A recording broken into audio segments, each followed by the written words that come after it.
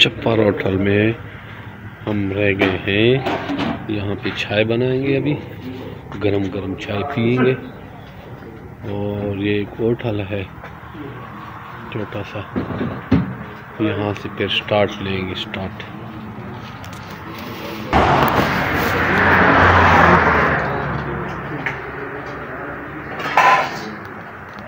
अभी चाचा इधर रोटी लगा रहे हैं।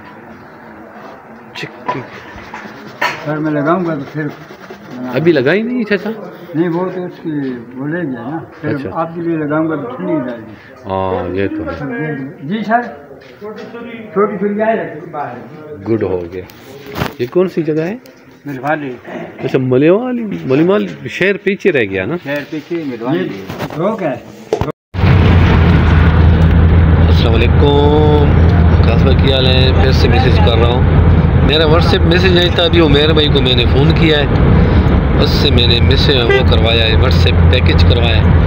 अभी मैं आपको फिर दोबारा कॉल कर रहा हूँ। मैंने कहा आपने रिप्लाई नहीं किया, शायद आपने देखा ना हो। ये हम गाँव जा रहे हैं, नज़दीक हो गए वो मोटरवे पे।